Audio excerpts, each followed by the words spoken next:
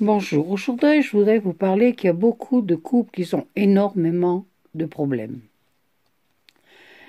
Premièrement, notre maman du ciel dit toujours « mariez-vous avec une personne de la même religion ». C'est vrai, parce que si on a des enfants, tout ça, on est du même point d'accord pour le baptême et tout. Si vous épousez une autre religion, ça fait des problèmes. Mais moi aujourd'hui, qu'est-ce que je veux vous parler? C'est beaucoup de couples catholiques qui sont mariés à l'église, qui se sont engagés devant Dieu, qui ont dit le oui, qui ont signé, qui se sont promis l'amour, de ne faire qu'une personne entre eux, et combien de couples aujourd'hui qui se déchirent. Quand je dis qui se déchirent, soit que vous avez une personne qui a une foi dans le couple autoritaire, il faut faire ça, bon.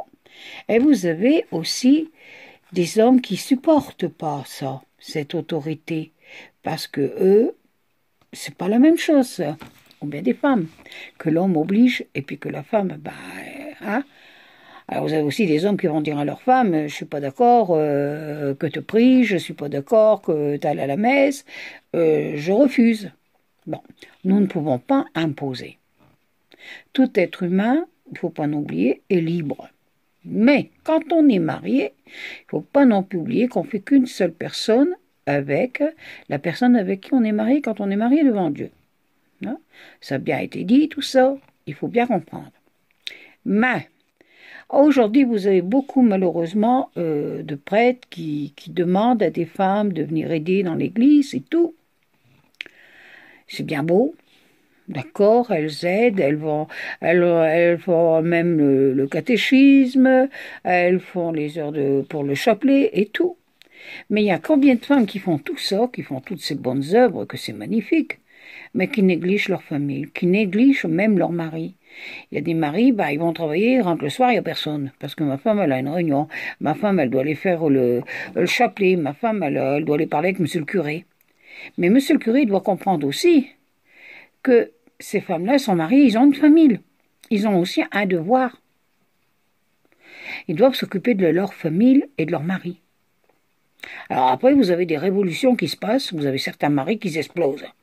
Qui ont déjà là, tout petit peu de foi. Mais là, la foi, elle est complètement partie. Ils en ont marre.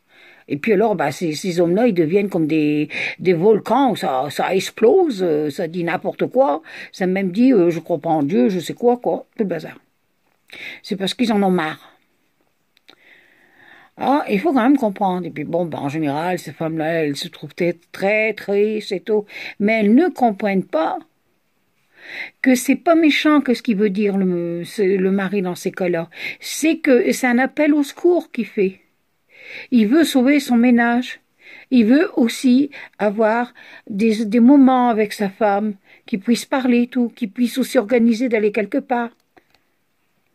Hein? Alors, dites-vous bien une chose, quand vous êtes marié, vous n'êtes pas une nonne. Vous avez un devoir à faire, servir votre famille. Qu'une religieuse, elle fasse qu'elle est sous le poids du curé, de qu'est-ce qu'elle doit faire, je suis entièrement d'accord. Mais quand vous êtes marié, vous devez respecter aussi le mariage. L'unité avec son mari et le mari avec sa femme. Parce que ça finit tout, ça fout tout en l'air. Puis après, c'est la tristesse même. Alors réfléchissez à ce que vous faites. Et ayez confiance en Dieu. Et puis surtout, si vous vivez ces choses-là, ne le répétez à personne. Offrez-le au Seigneur. Dites-vous bien que l'amour, c'est quoi l'amour? L'amour et la souffrance vont ensemble. Surtout ne l'oubliez surtout pas. Alors j'espère que vous avez quand même compris mon petit message. Alors, à la prochaine. Au revoir.